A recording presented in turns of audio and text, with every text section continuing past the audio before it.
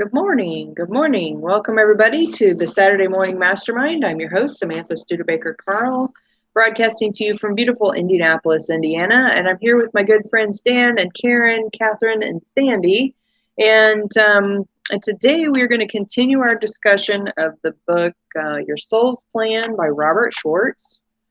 And last week we were kind of talking about chapter 3, a little bit on chapter 4 also.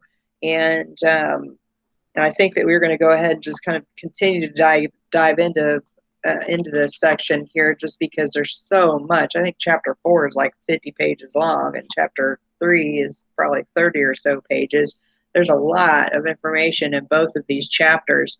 Of course, chapter 3 talks about parenting handicapped children, and then chapter 4 goes into deaf and blindness as well. So they're kind of both of them go together as far as life experiences to some extent. But before we get going on this topic, I want to go ahead and give my friends an opportunity to introduce themselves.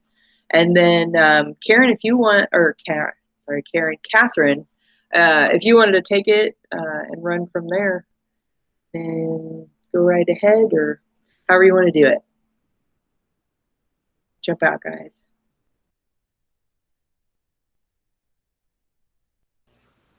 I'm Karen Lohoff, and I live in Mesa, Arizona. Dan Sisek, and I'm in Las Vegas, Nevada, where we're again going to be up like 112 or something today, so it's hot again. So looking forward to the chapter. Good morning, Sandy Root in Miami Beach. Rainy day. We had super thunderstorms last night. I couldn't fall asleep. So I'm sleepy this morning. There was so much lightning. I'm like, is this real? For like hours, lightning like.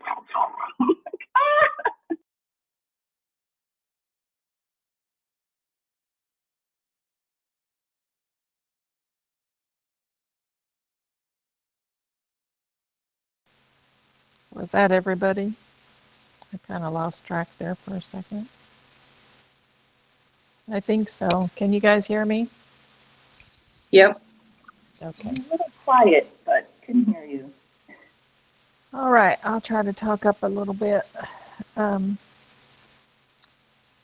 Welcome, everybody. We, like Samantha was saying, we kind of got our chapters mixed up, and I take the responsibility for that because I'm on a Kindle, and it kind of, when you're listening to the chapters, it tells you, you know, at the very beginning, hey, stop. We have a new puppy in the house, so you're going to hear me say that a lot. 12 weeks old, and he's into everything. Really cute, though. So I forgot to say I'm Catherine Clement here in Shawnee, Oklahoma. I almost say Shawnee, Colorado sometimes.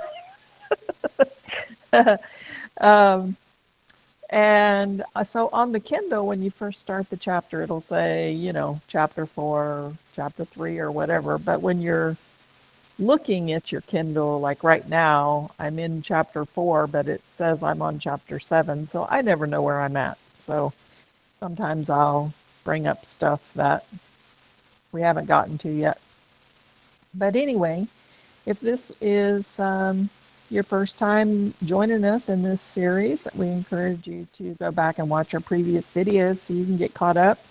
And you still have plenty of time to do that because we're still on chapter 3. And it's a really cool book, and it's, I think, a very relevant book in these uncertain times that we find ourselves in. And I hope that it gives everyone a little bit of comfort to,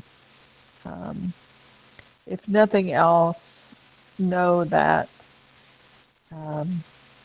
this isn't all there is. You know, sometimes we can look at the world and look at the state of things and say, what the hell's going on, and is this all there is? And it's not. So to me, just knowing that is comfort in and of itself. Now, this particular chapter is the whole book is talking about basically being eternal souls and planning out your life ahead of time, and how souls work together for the growth of everyone, and to learn and have different experiences and gain, more compassion or more patience or the ability to accept love, which I thought was a great point that was made in chapter 4 that I'm not going to bring out right now because we're in chapter 3. But in chapter 3, it's talking about handicapped children and how, you know, and I can definitely testify to this, having worked with premature babies in intensive care for as many years as I did, and also with my grandchildren and on a personal level.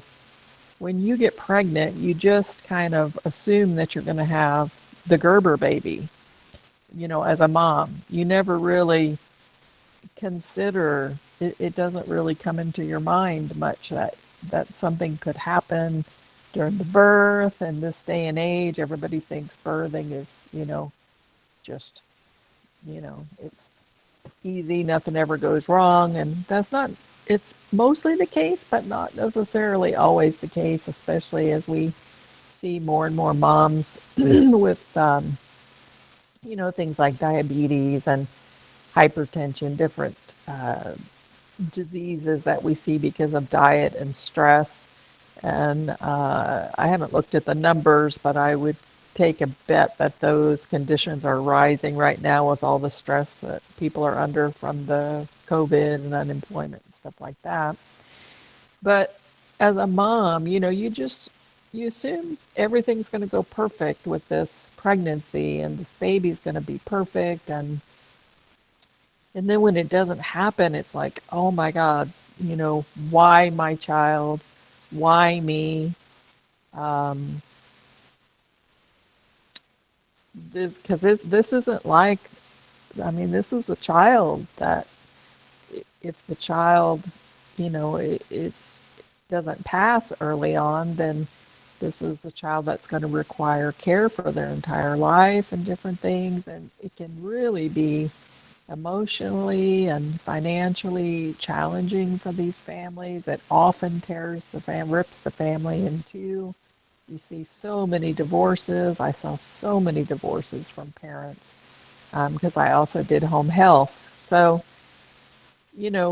I think reading a book like this and perhaps considering, whether you believe it or not, that's up to you, but just perhaps considering that, you made this agreement with this other soul beforehand, and you agreed to give birth to this child with these challenges.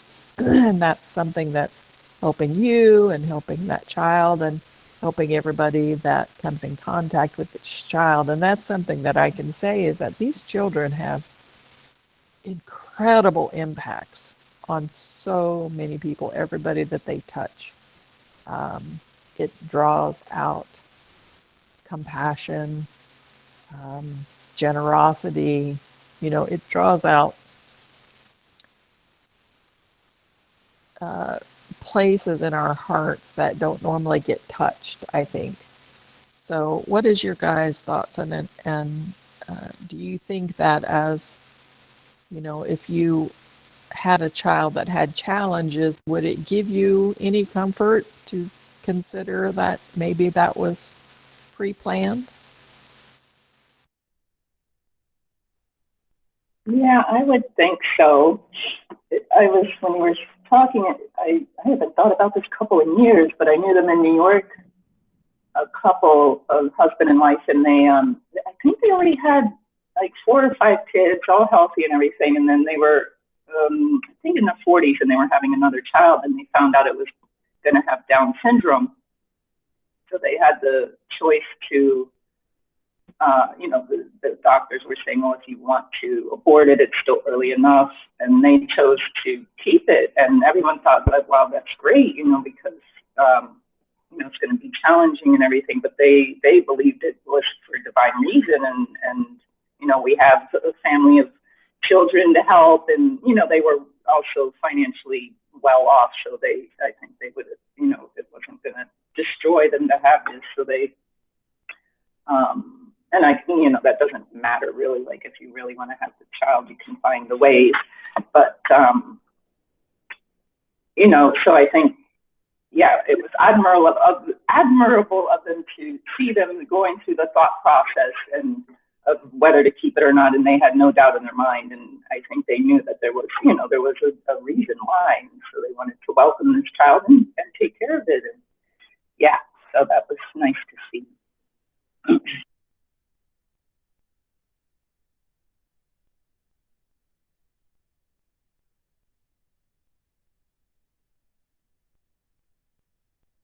I'm gonna jump out. I think for me and my family, I think I've talked about some of the things that have gone on with my family and things I've dealt with, but I'm also in looking at family history a little bit and dynamics.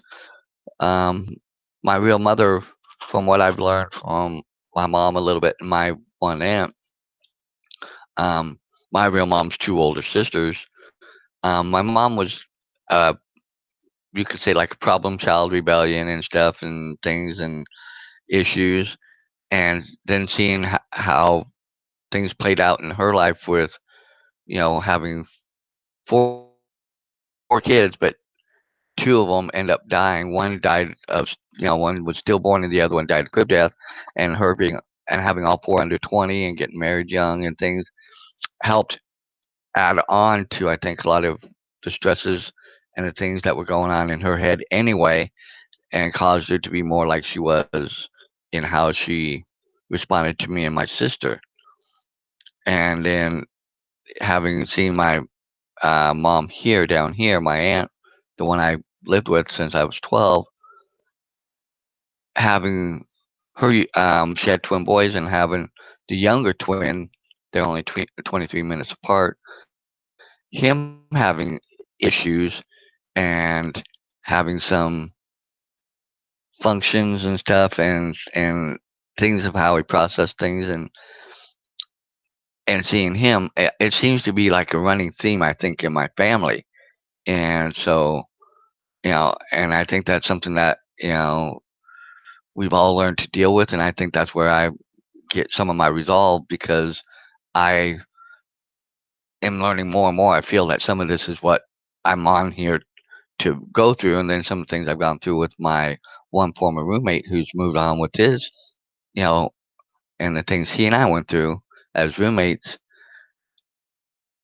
I think it's only, I think there's a lot of strength in me that I didn't realize I had till over the last few years, and I always felt like I didn't, I always pushed forward, but I didn't know why I pushed forward. And I think now, and going through a lot of what we've gone through over the years in the books and the things, I think it helps me understand me more now too. And I think when people are a little bit more open and willing to look inward a little bit, you can learn some of the things about yourself too that help, you understand why you're the way you are.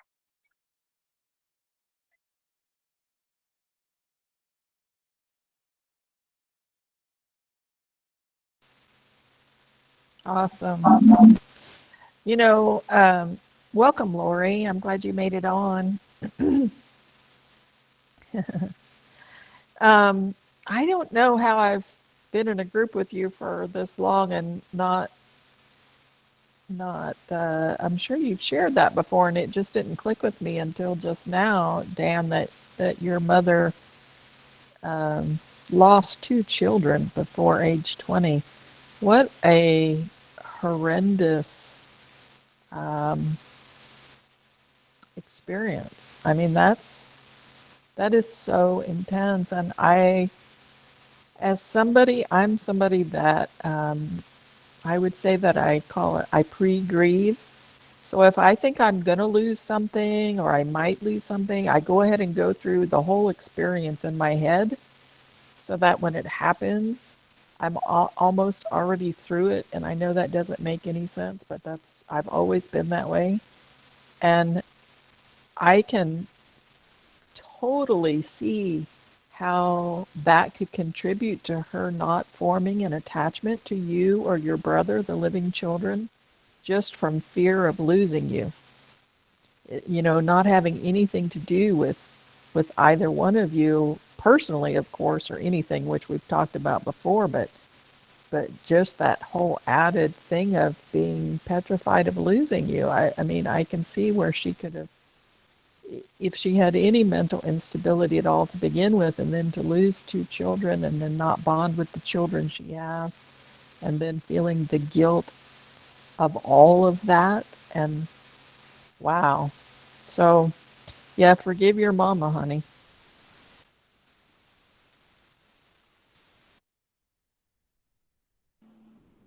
No, I totally understand where you're coming from with that, Catherine, and um, because I feel like I've done some of the same thing as, and for me, it was because I lost somebody very close to me when I was, just out of high school, and for a long time I struggled to be as open in my heart to other people that new people in my life, particularly my husband. It took me a long time to really open up my heart to him, even though we were together and we were close, we had kids and all these things. I still had this kind of like protective wall, if you will, and it was because of that fear of losing him.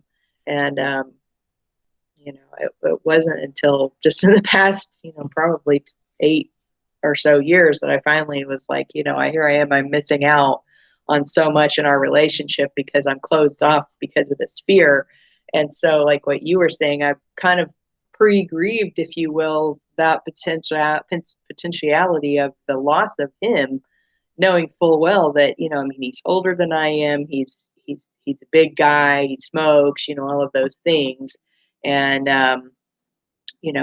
he could go at any time. I could go at any time, but I don't feel like I'm as likely, in the scheme of humanness, that I feel like I'm probably going to get left behind, and so I kind of have that little bit of pre thought process ahead of time, just trying to prepare myself, if you will, but also trying to embrace what we have right now. So I totally get that. And but as a young person, had no idea. You just do what you do, and you're not thinking about what you might be missing out on by closing people off or not letting people into your heart, or whatever. And so, yeah, I can imagine. I can't imagine. I can, but I can't imagine what it was like for your mom, Dan, to go through all of that. But yeah, I mean, and having that sympathy for her, knowing that she had no idea that what she was doing, and she was just protecting herself. And yeah, it's human existence is a bitch, man. I mean, we go through some shit, and it is, it's tough.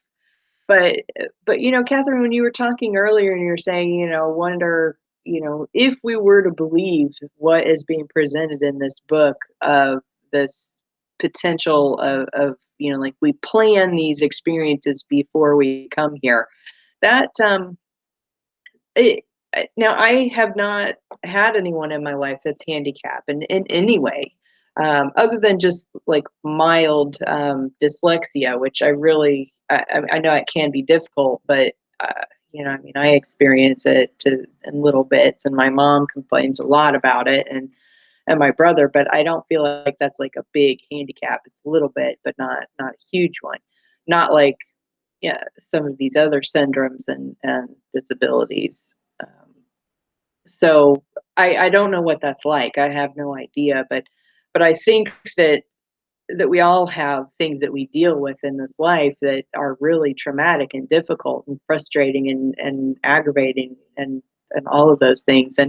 And this idea that maybe we come here and we choose this, on one hand, I'm like, yeah, that's great, because then, okay, have unlimited do-overs, right?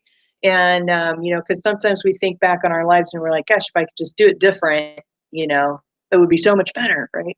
But then at the same time, also having this kind of knowledge based on this book that says, okay, yeah, we have these unlimited do-overs, but we choose not to do them again. We choose something different.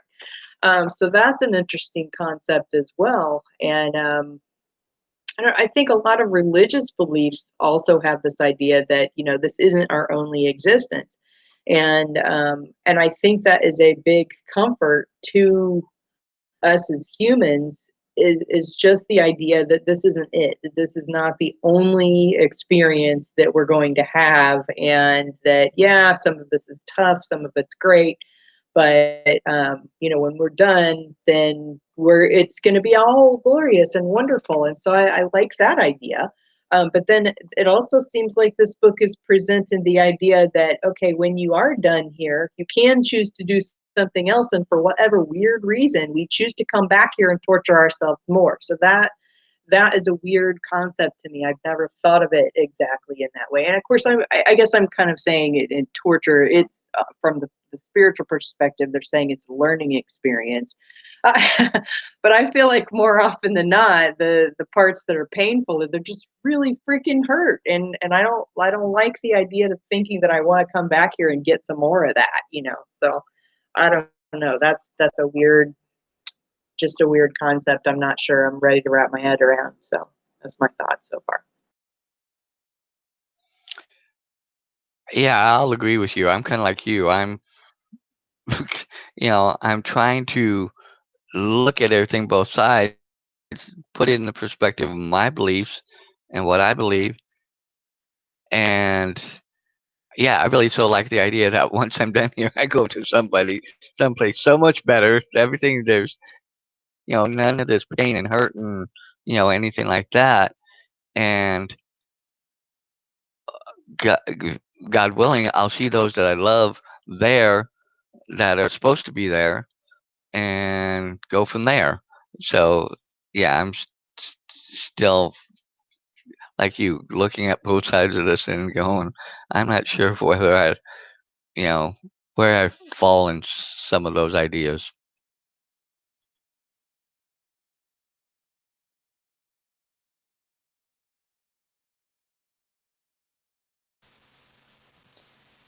So in this chapter, I think the first story is about um, a woman. She has, I believe, two children with challenges, doesn't she? But one of them has like Asperger's, and which is a form of autism. It's like a high functioning form of autism, and I think he's also bipolar and ADHD, which you guys have heard how I feel about labels. And the reason, I mean, it's just also subjective, um, because three different people complaining of the same symptoms to three different psychiatrists might get three different labels, because so many of those symptoms kind of bleed into the other ones, or it's a symptom, but it could be a symptom of four different things. And for me, having been um, open most of my life, many of those quote things to begin with to me are subjective, because just because you say you hear voices, um, we're learning through this book and through soulproof.com that some people really do communicate with the other side through voices. So that's not, it's something that our society has deemed abnormal, and it's not abnormal. It may not be the norm, maybe not everybody does it, but not everybody has a lot of characteristics, that are deemed abnormal. So I kind of have a problem with labels.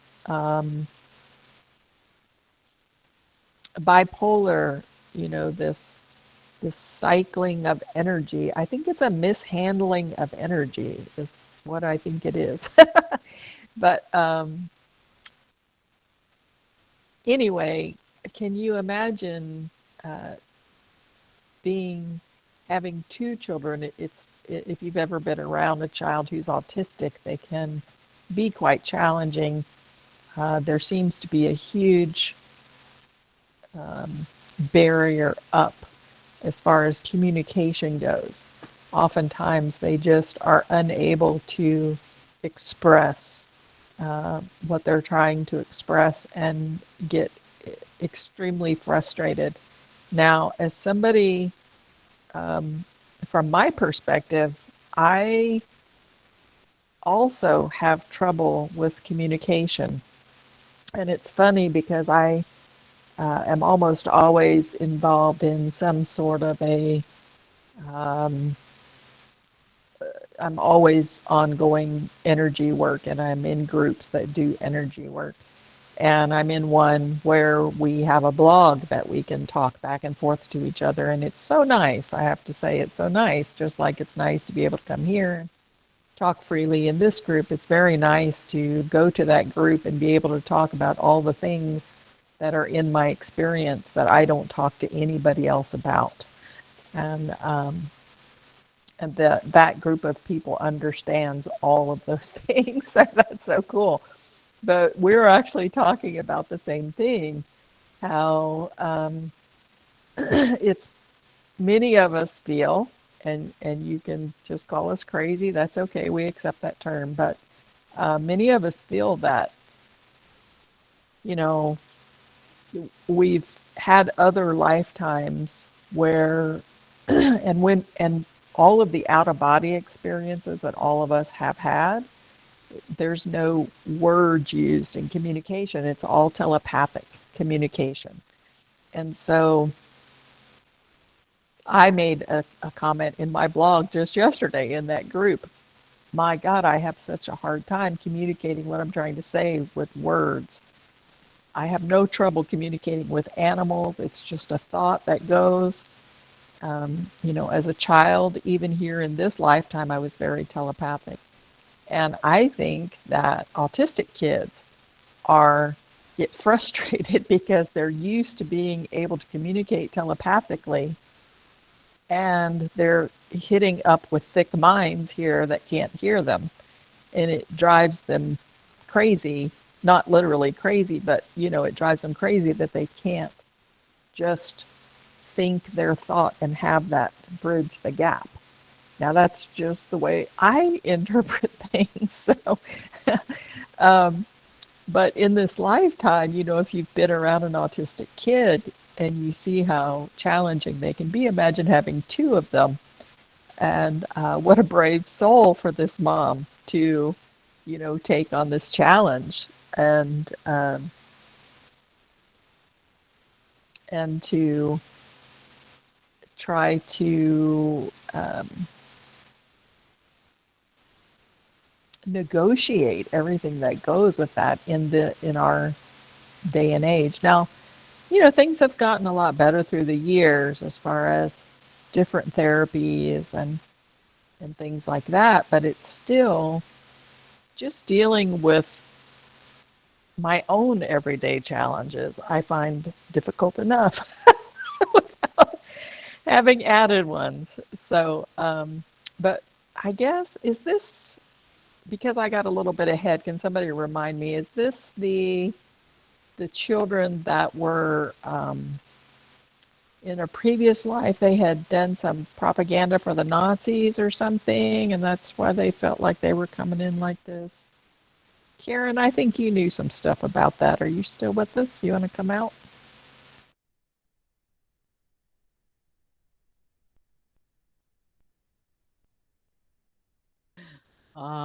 Finally getting my mic on. Can you hear me?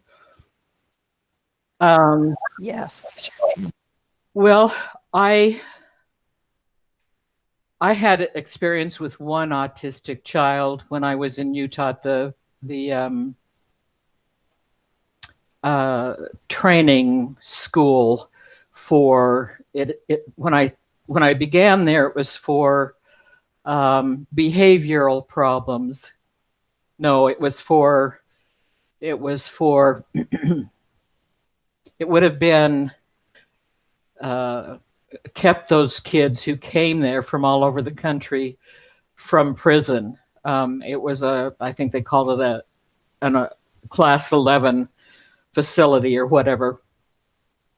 And then it turned more into a behavioral place. And I think it was when it was a behavioral place that we had an autistic child, and he was really interesting. He was basically a bubbly, happy child, but he was a mischievous child, and sometimes I wondered if he didn't know what he was doing when he kind of did things that he wasn't supposed to do.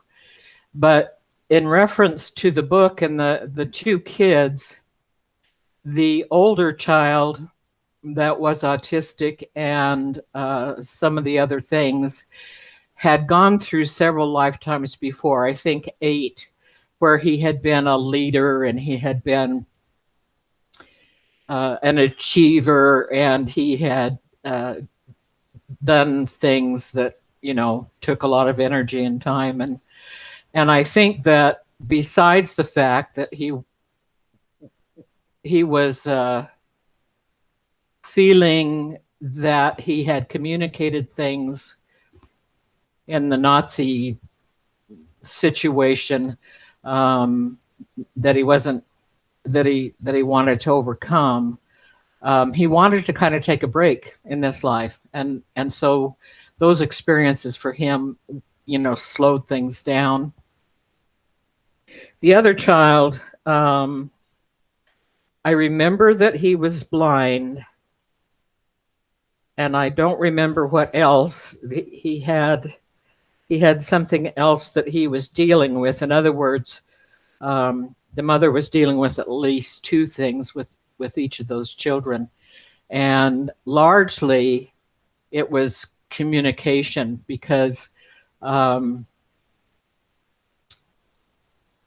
one thing that really stood out to me was if she went somewhere and said, I'm just making this up now, we're going to get an ice cream cone, and they went somewhere else and they didn't get out, he would throw a tantrum. And she had to be really careful about how she said things, planning all that kind of stuff. And so I know that Jason left our meeting last week wondering what it was that had caused these boys to do what they did in this life. And for me, I really appreciate that they would have a conversation in that interim time between lives where they would decide that they wanted to work on, all 3 of them wanted to work on communication. The mother is, I think we understood this to be her last incarnation. She was going to go ahead and go on to be a spirit guide or whatever. But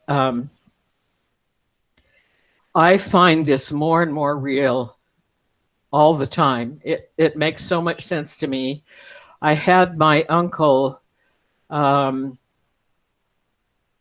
just putting his name in my mind over and over and over one day, and then for the next couple of days, same thing. And I thought, there's a reason for that. I need to figure out what I need to do. And I couldn't decide what I should do about finding out about it. And I thought, well, this could be my opportunity to approach a medium. And I actually have been receiving newsletters from someone I really, really admire. My concern was the cost, and she's way up there. But I talked to someone who's real humble, probably about my age, and she discovered that she was intuitive in 1994, And she has since taken lots of classes and just really learned lots of things. And what she told me was so simple.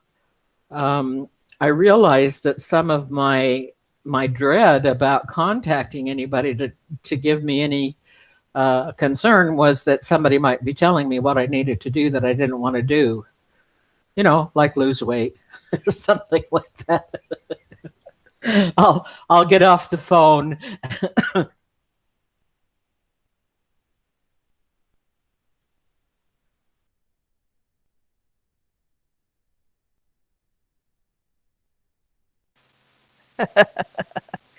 That's often the ones that we don't want to listen to, right?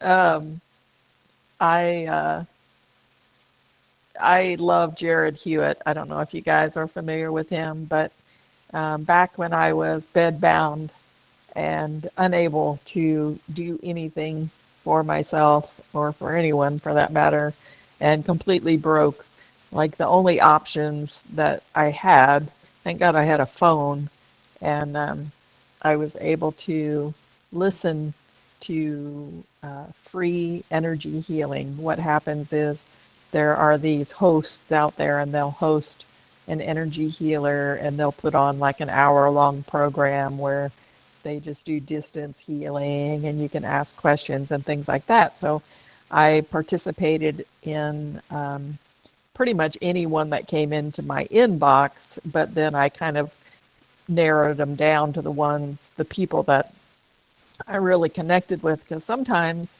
your energy frequencies just don't match up with somebody. I don't know if they're from a different soul group or what is going on, but I just really connected with Jared, and started, subscribed to his particular newsletter and started participating in his programs. And it's actually one of his programs that I'm currently in. And the funny thing about it is the other person I really connected with was, what's her name now? Jamie Price. And uh, what's interesting is that I connected with them a while ago, years ago, but they are kind of both on the same path, and they seem to be both on. I won't even go into that because, like, what we're talking about right now is already too challenging for some people. But the rabbit hole is very deep. I'll just say that, and I connect with them on multiple levels. And but one of the things about Jared that I was going to bring up is that spirit often communicates to him through songs, and they do to me too. And so if wake up with a song in your head, or suddenly you can't get a song out of your head, or you keep hearing the same song on the radio, or, you just have a question that you want to ask God, or your guides, ask, say, okay, so the next song that I hear, give me a message through this song, and see if they'll communicate with you that way, because it's quite hilarious sometimes how those messages can come through songs. And Dan, I see you shaking your head. Come on out.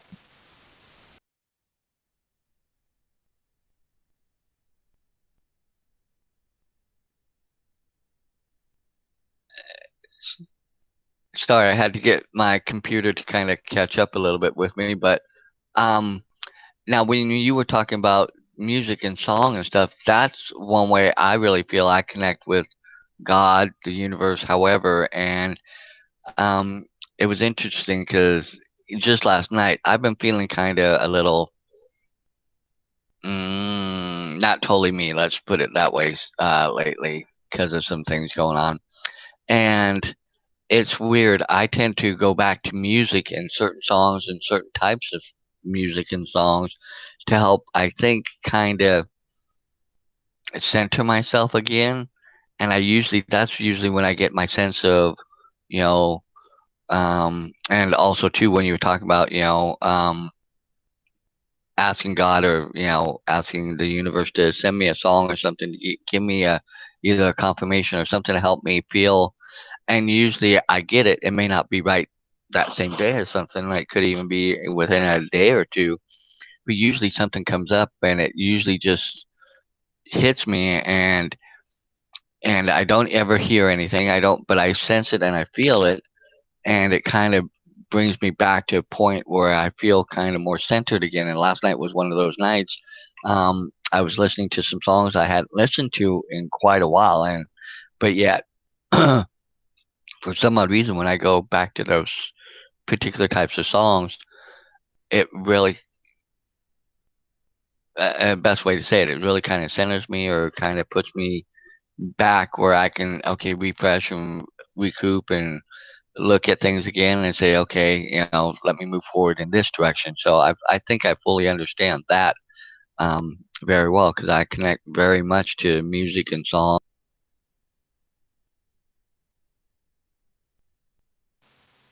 Whoops. We Oh, lost we Dan. lose Dan. Yeah. I'll jump out for a minute on that song aspect. It's funny. I woke up this morning and I had a song in my head. So that you mentioning this kind of makes me go, hmm.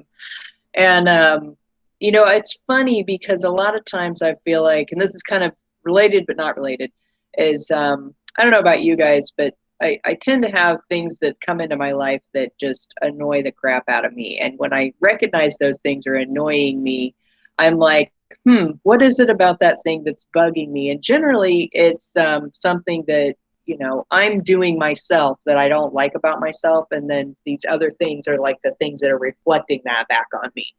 And so the song that was in my head this morning was one that I disliked the song significantly, because the woman in the song, she's singing about, she's just complaining. She's like complaining. And those songs that they on the radio and they're singing and all they do is freaking complain, drive me batty. And so I'm like, okay, so I must be complaining somewhat strongly this week, because that's bugging the crap out of me. And so I'm like looking back on my couple of days, and I'm like, yeah, I was kind of complaining about that. I was bitching about this. I was weighing about that. I'm like, all right, let's stop that, slow that down a bit. So anyway, that was my thought on the song. But jump out, Dan. I know you were in the middle of something when you got bumped off there.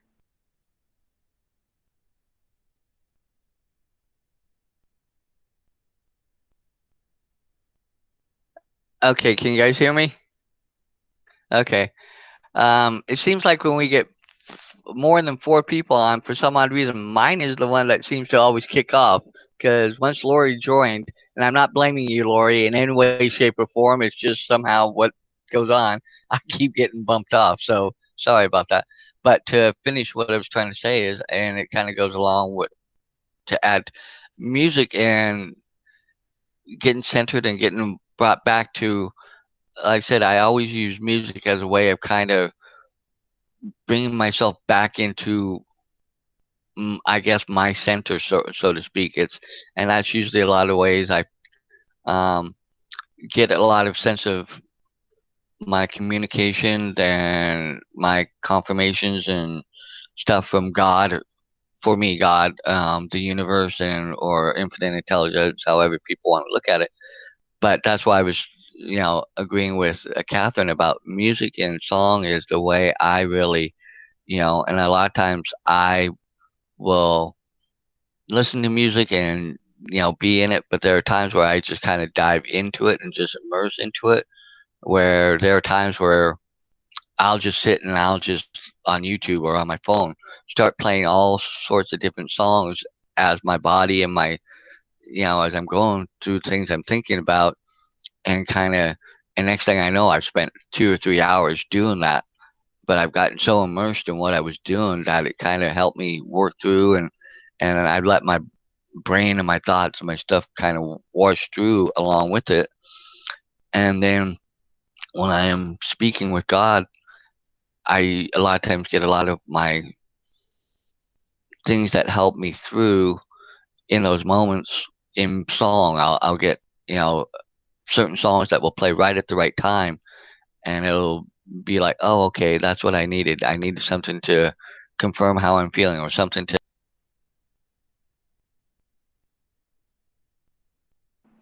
Oh, dang it. Oh, poor Dan. Speaking of Lori, what are your thoughts this morning? You want to come on?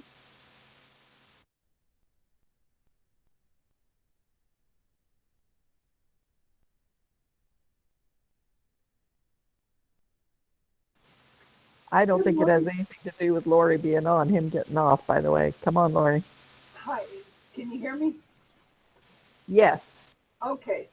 I know I gotta get a new computer or something because I just got tired of the camera coming on when Google decided, oh, I'm gonna spy in on here, and I just knocked the portable. It's not built into the computer. Anyway, there's been a lot discussed, and it's hard to sort it all out and get all the words out. Talks about bipolar. My mom is, and I lived with them my whole life, and then having the challenge of MS and about the songs, and it's just a lot trying to sort it all out and get my words out. Um, I really dropped the ball. I got the book, and I haven't even had time or taken time to crack it open. So I'm not familiar with the book, but it sounds like I would get lost in it when I finally do.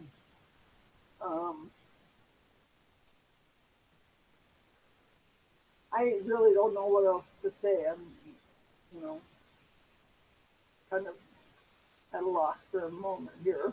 I have trouble expressing myself quite often.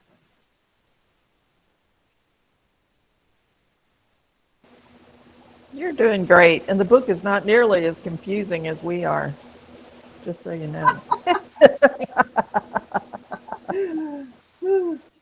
And I would only make it more confusing.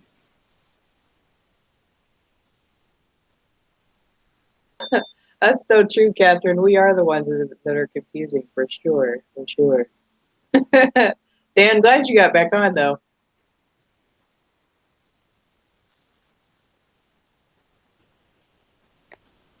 Yeah, I got back on, and I'm not going to say a lot because I'll probably get kicked off again. So, um, I am definitely going to be after this. I'm definitely sending something to Google Meet and telling them, and I'm going to complain like fucking hell. Pardon my French. Sorry, this irritates me.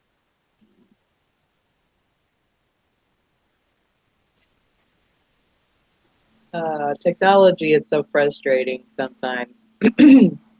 You know, I was thinking also, Catherine, at the beginning, or not at the beginning, you the other day you had posted in the group about coincidences, and I know when I was talking earlier, I kind of ended on a note of I'm just not really sure about this, but what I forgot to say is on the aspect of coincidences and how, you know, as we're reading through this book, and so many different things are coming up, and they're talking about how like the one woman, her name is Jennifer, and she has the sons Ryan and Bradley, and then the daughter that's Sarah, and one of the things that happened in her experience was that, you know, she had these children that both of them had a type of autism.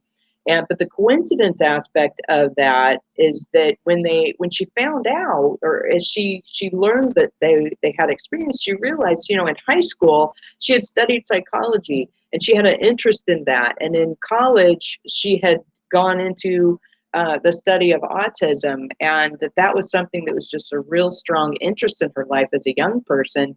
And so then when she had the children that ended up getting this diagnosis of autism, that she felt like that was okay because she already was prepared for it. And so this idea of coincidence in our lives, and if we look back at some of the experiences that we have and we kind of compare it to the ideas that are presented in this book, I can see different aspects of coincidence in my own life where, just like the whole idea of being a soul that comes here to play a role in someone else's life.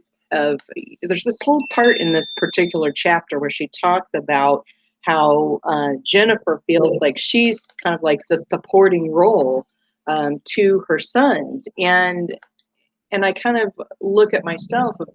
Earlier we were talking about. I can't remember what got us talking about pre-grieving, but I had mentioned this thought that, of course, I had lost somebody when I was a young person, and so therefore the way that I reacted to my husband along the earlier part of our relationship was I kind of was closed off to some extent because of this fear of loss. Hey, Dan, I'm getting some echo from you. I think you might still be unmuted. But that's okay. That's okay. I just kept hearing a noise and it was distracting my thought process. Now I'm completely lost my train of thought because I said that. I should have just not said anything. But anyway, what's I going with that? Oh, the idea. Oh, the supporting role aspect. So I'm like sitting here thinking, as I'm reading through this and seeing her talking about being kind of a supporting role with her sons, is maybe that is kind of what I've been experiencing, because everything in my life has been kind of leading me in this path to help with the growth of my husband. I don't know. This is my perspective. I don't want to be like tooting my own horn kind of attitude. But I'm like, I have to look at it that way, because I'm like, okay, well, why did this happen? And why did that happen? And this would make sense if it was this particular journey that we're both on together, because of, I feel like, maybe he might be working on self-love. Like in the previous chapter, they're talking about, that self-love aspect, because he's been through some shit in his life. And I have been kind of this rock person who's kind of been there for him, and yet I still create these things in our lives that cause us both to face these big challenges, but yet I'm still here, and I'm like, so maybe that's the thing that is with him, is that it's a self-love thing for him, and then for me it's a patience thing. And so it's just it's really interesting looking back over our life so far, and then thinking about this concept of coming here with a purpose of learning a deep life lesson, and wondering, okay, well, what would that be? And if this is true, if this is what's going on, then it kind of makes it easier, if you will, and it helps me to have more sympathy for him and more sympathy for other people around me that are going through some shit, and even sympathy for myself and some of the stuff that I have been through, and been like, oh, it's okay, we did this on purpose, and some of the crap that we've been through, it's been tough, yeah, but look what we learned from it, look what we experienced from it, look where we are now. So it's just interesting. And then the whole aspect of they start talking about these different soul experience levels, like Jennifer being a quote unquote old soul, although I think that they refer to old soul more as like a soul that has had many more human life experiences versus the young souls of the boys who have had less life experiences. And they were talking about how, as an older soul, you have a lot of life experiences, you've done all these different things, and now it's your turn to pass on the baton, if you will, of becoming like a spirit guide or a teacher, or that sort of thing. And I'm like looking at us here, and I'm like, I feel like that's kind of the level that we're all on, to some extent, because we aren't just here experiencing, we're being introspective, and we're looking into our own emotional responses and our own spiritual experiences, and then we're talking about it. We may not be like a Brenda Burchard or a Kate, Byron Katie or whatever out there blabbing to the world, but in the way we are, I mean, anybody could watch these. So I don't know, just some thoughts that way. I know we're at the top of the hour. We probably got to start wrapping up.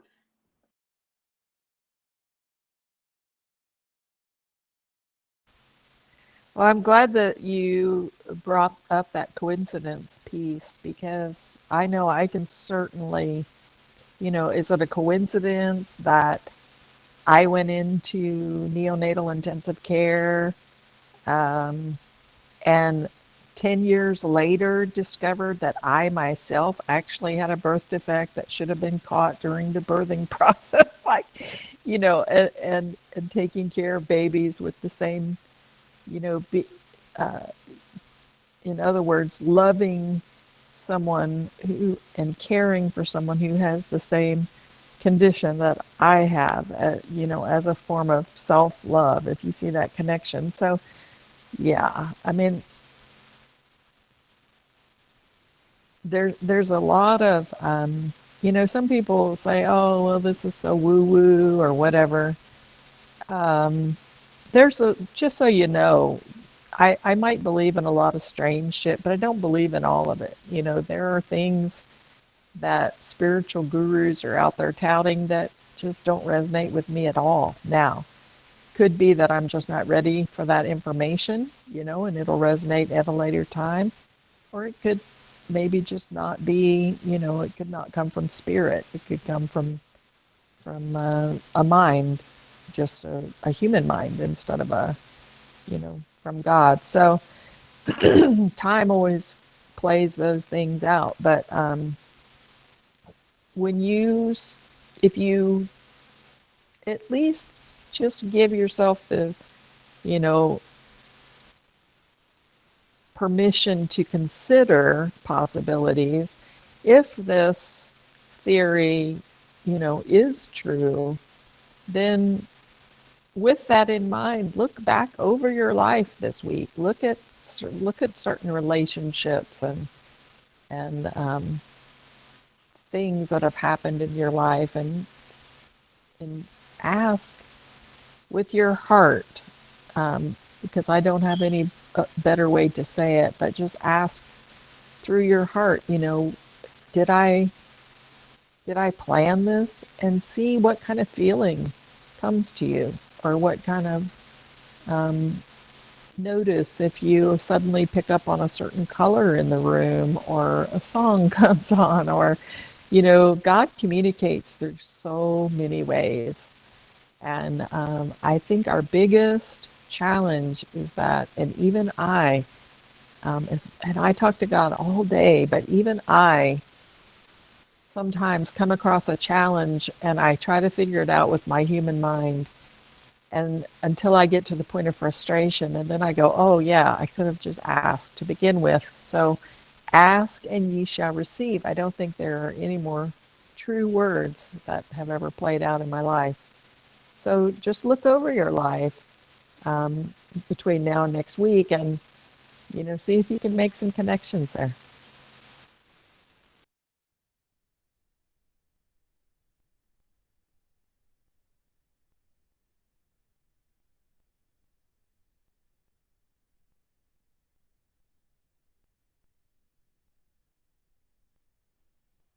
Does anybody else have final thoughts before we wrap up for today?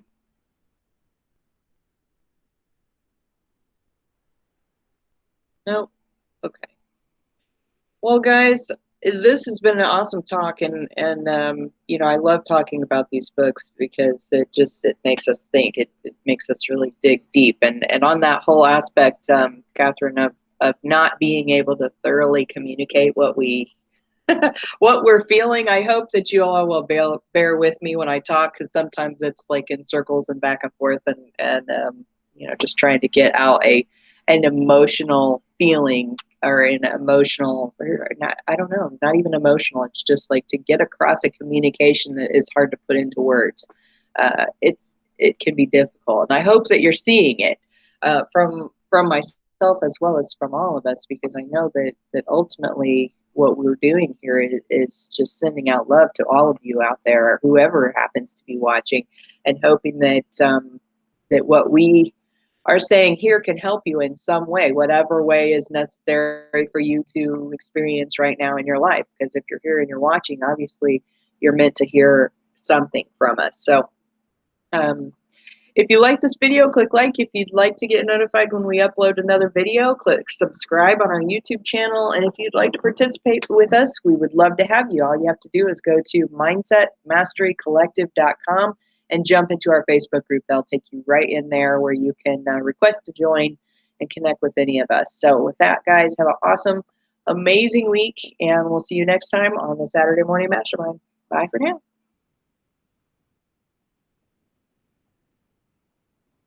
Yeah, I was going to jump out and say there are lots of times where, and I feel this strongly for some odd reason, and it's been intense over the last maybe year, couple of years, that I feel like I can't get across a lot of the feelings I feel and my genuine feelings for the family and friends and people I care about, and have them understand where my heart's coming from. I think you guys understand better where my heart's coming from than some of my family and close friends. And it's, I feel like even when I think I'm saying it or doing the things I feel I need to be doing, I feel like they don't get it, and it frustrates the living heck out of me. And so this is my place where I at least come here and get kind of, I guess, affirmation in a sense back that, I'm still doing the right thing and that I need to keep pressing forward and not let that frustration keep me from doing and expressing and showing those feelings. So that's, I think, one of my biggest frustrations.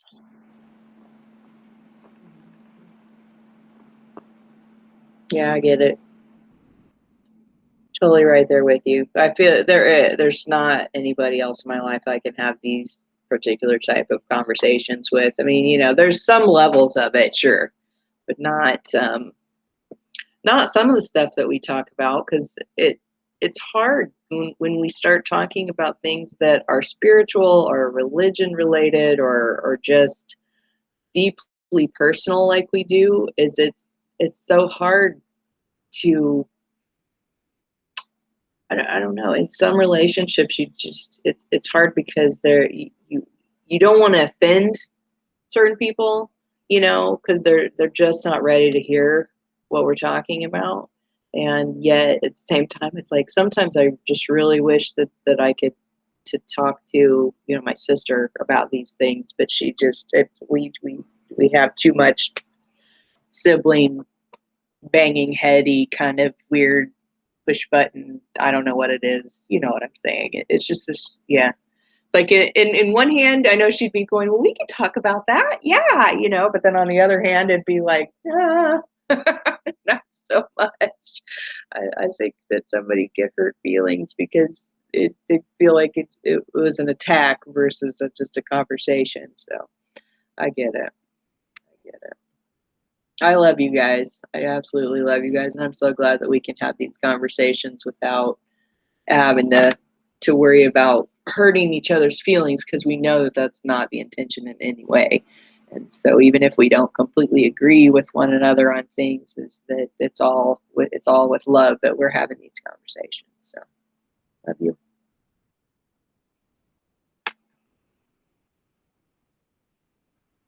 Yeah, I forgot to hit the stop recording. Dan, you start talking, and I'll just send it. Beep. End.